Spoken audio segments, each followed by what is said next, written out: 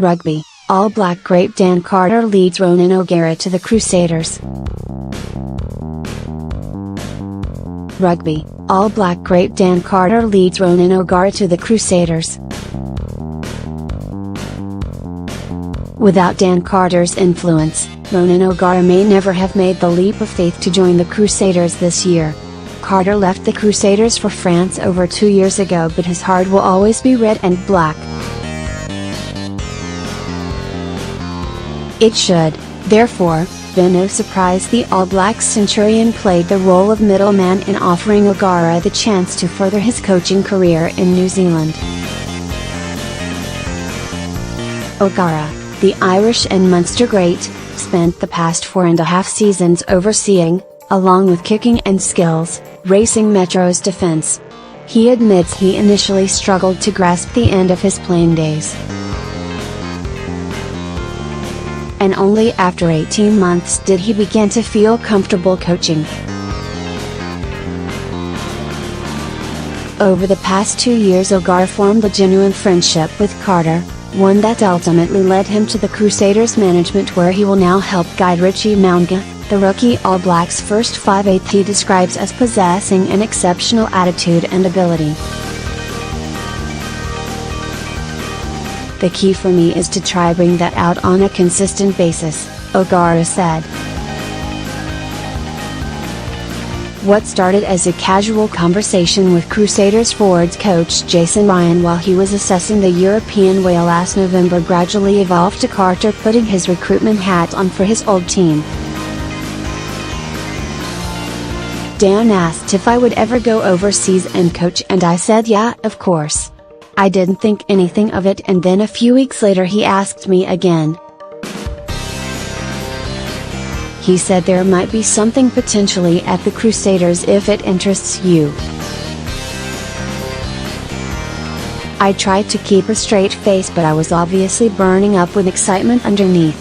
Meanwhile, back in New Zealand, Leon McDonald confirmed he would move his family back to Blenheim, leaving the backs role open.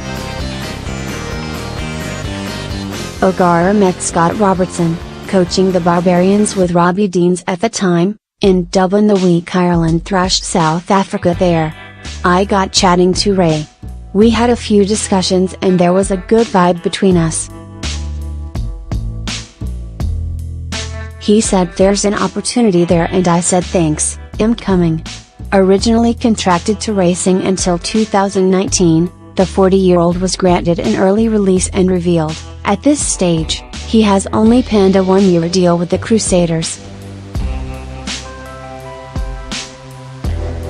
It was easier for both parties to try it for 1 season and see how we go.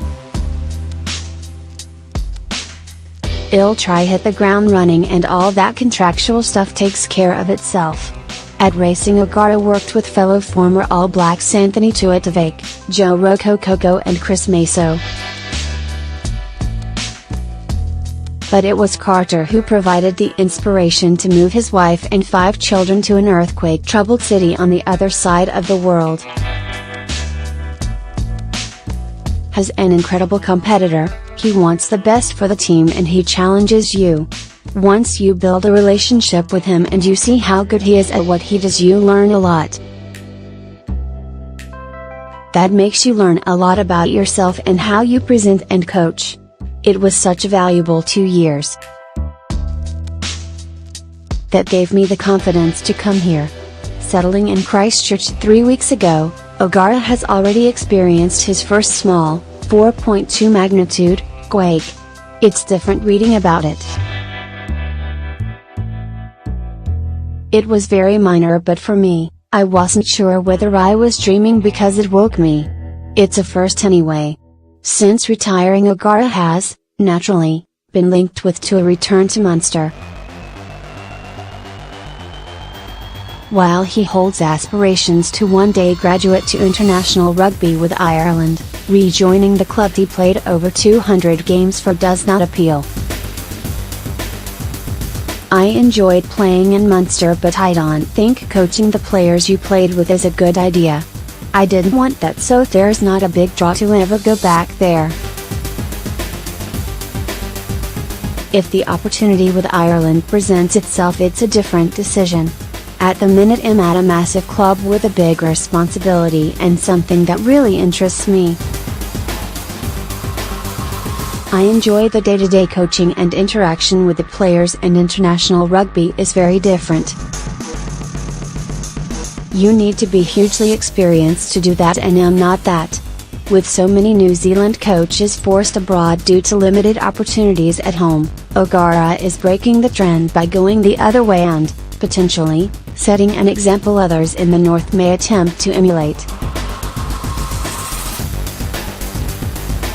Blues assistant Alistair Rogers, the former All Blacks analyst from Wales, is the only other foreign coach within the New Zealand Super Rugby ranks. It's a massive honour and hopefully a great reflection on Scott Robertson. He's a deep thinker on the game.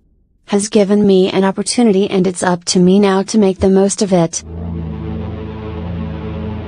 I wanted to come down here because I feel it's one of the best rugby clubs in the world. I've always admired the Crusaders. They're a club I've followed since I was a kid. I've watched their campaigns and never thought I'd end up here this soon. New Zealand is the best in the world at rugby, so you need to get in here to test yourself against the best to be seen as a credible coach. That's essentially what I want to do here. I like competing, I like getting the best out of players and challenging myself. If you want to give a true opinion on something, you've got to experience it yourself. Southern Hemisphere rugby represents a change in attitude for O'Gara, with the game here largely dominated by an attacking mindset. He's already impressed by the skills on show, and remains confident he will add value. You have to play winter rugby, too. We saw that when the Lions came over. There's different ways of playing the game, one is not better than the other. Depending on the conditions and opposition, it's important there's a few strings to your bow, and that's exactly what we're trying to develop here. Achieve that this season, and the Crusaders might O'Gara bear.